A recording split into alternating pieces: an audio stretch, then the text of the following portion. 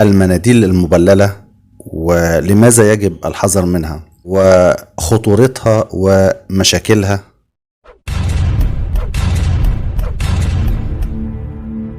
في ظل ارتفاع درجات الحرارة على مستوى العالم، بدأت تظهر عادات وتقاليد جديدة لشعوب العالم لمحاربة الهجمة الشرسة لأشعة الشمس، وخصوصا طبعا في الصيف القاتل. ومن ضمن هذه العادات هي زيادة استخدام المناديل المبللة أو المناديل المعطرة. مع زيادة الطلب عليها ظهرت أنواع في الأسواق مجهولة المصدر، وتسببت في مشاكل صحية كتير جدا لمستخدمي هذه الأنواع من المناديل. الأول كده تعالوا نشوف مع بعضنا إيه هي المناديل المبللة أو المناديل المعطرة. المناديل المبللة هي عبارة عن مناديل ورقية أو شبه ورقية، يعني بتصنع من مواد ربما تكون نفطية، بيضاف لها بعض أنواع السوائل أو الماء بنسبة أكبر، وممكن يضاف ليها الكحول لهذه المناديل من أجل استخدامات خاصة. وبتعتبر العطور والروائح الصناعية من أهم مكونات هذه المناديل، وذلك حتى تجعلها أكثر جاذبية للاستخدام، لكون رائحتها تساعد على إزالة أي روائح غير مرغوب فيها، سواء كانت على جسم الإنسان أو على الملابس أو الأثاث والأدوات بشكل عام يعني. طيب خلونا نشوف مع بعض برضو ايه هي انواع المناديل الورقية او المناديل المبللة. هيئة الاغذية والادوية الامريكية اللي هي FDA قالت ان المناديل المبللة او المعطرة دي بتنقسم الى 4 انواع. النوع الاول وهو النوع الذي يستخدم في ترطيب الجلد وتنظيفه وإزالة آثار ومستحضرات التجميل، واعتبرت هذا النوع بيخضع لقوانين ورقابة ومعايير الأمان لمستحضرات التجميل، والنوع ده لا يحتاج إلى موافقة ال FDA قبل نزوله إلى الأسواق، إلا إذا كان في النوع ده مواد ملونة، ولابد أن يخضع لجهات رقابية عديدة يعني في كل بلد على حدة لضمان الأمان الكامل والتأكد من صحة المكونات وسلامة مصدر تصنيع هذه المناديل. النوع الثاني من المناديل المبللة هي المناديل المستخدمة في أغراض علاجية، زي المناديل اللي هي المكتوب عليها ان هي قاتلة للميكروبات ومطهرة للجلد. حذرت ال FDA من هذا النوع يعني بقوة القانون، بيعتبر مستحضر دوائي، يعني بيتعامل زي معاملة الأدوية بالظبط، ويخضع لمعايير التراخيص لأي منتج دوائي، ولا يسمح بتداوله في الأسواق إلا لو أخذ ترخيص من مركز الأبحاث والدواء يعني. وكمان لابد من النوع ده إنه يجرى عليه عمليات اختبار للكفاءة والأمان المحدد لأي منتج دوائي يعني قبل تسجيله، وبذلك لابد أن يكون مصدره شركات معتمدة في تصنيع المنتجات الدوائية. النوع الثالث من المناديل غير منتشرة في مصر والدول العربية، وهي المناديل اللي بتحتوي على مواد قاتلة للحشرات، بتستخدم لمنع وقوف الحشرات على أجسامنا أو أجسام البشر يعني. والنوع ده بيخضع لرقابة مؤسسات حماية البيئة لضمان سلامة وعدم إضرار بالبيئة. النوع الرابع من المناديل دي بيستخدم في تطهير أسطح الموبيليا والأرفف في المنازل، والنوع ده بيخضع لرقابة جهاز حماية المستهلك لضمان أمان وسلامة هذه المناديل يعني. هناك محاذير مهمة جدا وخطيرة جدا لابد من الحذر وقت استخدام المناديل المبللة لأسباب كتيرة جدا جدا. أول الأسباب دي إن الأشخاص بيستخدموا المناديل المبللة بطريقة خاطئة، من الممكن أن تؤدي إلى مشاكل جسيمة يعني، ومشاكل كبيرة جدا بالنسبة للإنسان، لأن الإنسان بيستخدم المناديل المبللة على الأماكن المجروحة أو المكسورة يعني. أحيانا بيبقى الجلد في أماكن مجروحة، فبيستخدم الإنسان المناديل المبللة لتنظيف هذه الجروح يعني.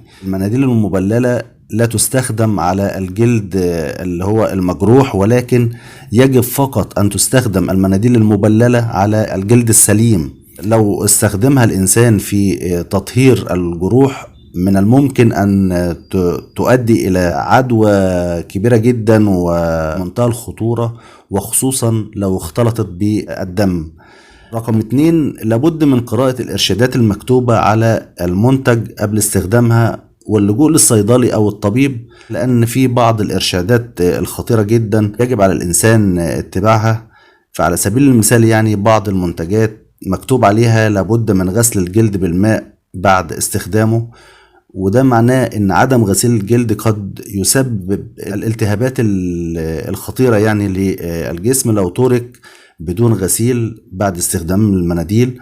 والإرشادات دي ممكن يكون مثلا عدم التعرض للشمس بعد استخدام هذه المناديل، أو إن هذه المواد بتتفاعل مع أشعة الشمس وتضر البشرة. كما إن برضو بعض المنتجات مكتوب عليها إن هي يعني محظور استخدامها للأطفال. الإرشادات دي خطيرة جدا، يجب الاهتمام بيها وعدم تجاهلها، لأن طبعا من الممكن أن يتعرض الأطفال لمشاكل صحية كبيرة جدا يعني.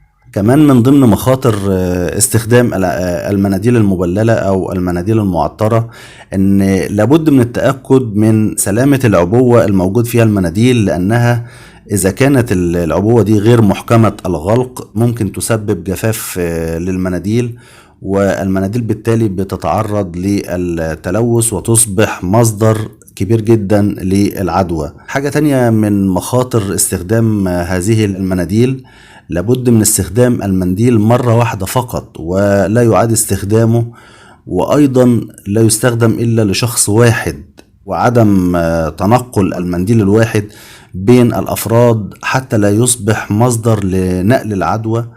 وكمان لابد من التخلص من المنديل المستخدم بطريقة صحية وصحيحة يعني. كمان من ضمن الأسباب الخطيرة جدا في وقت استخدام المناديل المبللة أو المعطرة، حذرت ال FDA من تعرض عبوات المناديل لدرجات حرارة مرتفعة، مثل وضعها يعني طول اليوم في السيارات، وبالتالي درجة الحرارة بتكون عالية جدا، فممكن تتفاعل مع المواد الموجودة بالمناديل دي في درجات الحرارة العالية، وينتج من هذا التفاعل مواد جديدة ضارة بالجلد، وقد تصبح وسيط ملائم لنمو البكتيريا بدل من انها تحارب البكتيريا، فتكون هي وسيط ملائم ليها، لان المواد الموجودة اجريت عليها اختبارات امان وثبات في درجات حرارة الغرفة وهي 25 درجة، ودرجات الحرارة اللي هي بتصل ل 40 أو 45 درجة بتكون صعبة جدا،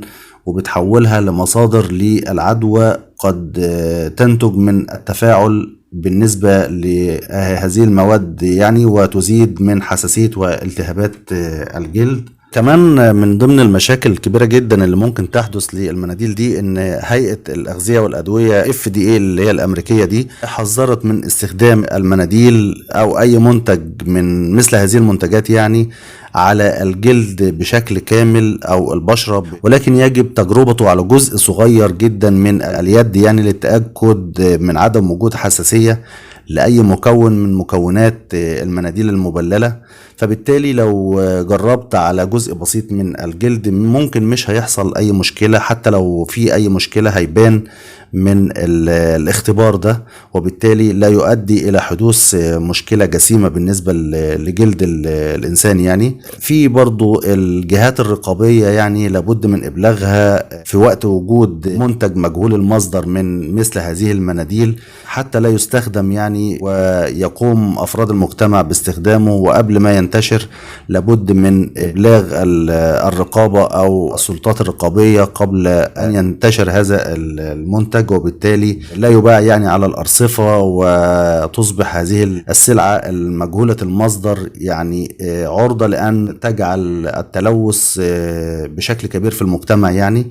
زي ما في برضو عيوب المناديل المبللة، برضو في فوائد من المناديل المبللة، وهي ان استخدام المناديل المبللة دي بيوفر الوقت والجهد خصوصا لربات المنازل والبيوت يعني والأمهات، لأنها بتعتبر إنها الطريقة الأسهل والأسرع لتنظيف بشرة الأطفال أو لإزالة المكياج. وكمان يمكن أن تستعين السيدات بهذه المناديل من أجل تنظيف الأساس وأدوات المنزل والتنظيفات المختلفة يعني في داخل المنازل يعني. وما يميز المناديل المبللة بأنها سهلة الحمل ويمكن اصطحابها لأي مكان. ولكن طبعا يظهر كده من الموضوع نفسه أن عيوب هذه المناديل أكتر بكتير جدا من فوائدها، وبالتالي يجب الحذر في استخدامها بشكل عام يعني بالنسبة للإنسان. الفيديو ده كان مهم جدا، ووجدت ان هو ضروري ان نلفت النظر لمثل هذه المناديل. اتمنى يكون الفيديو افاد حضراتكم، واتمنى يكون لنا لقاء قادم ان شاء الله. اترككم في رعاية الله، والسلام عليكم ورحمة الله وبركاته. شكرا على المشاهدة، ولا تنسوا الاعجاب بالفيديو والاشتراك بالقناة.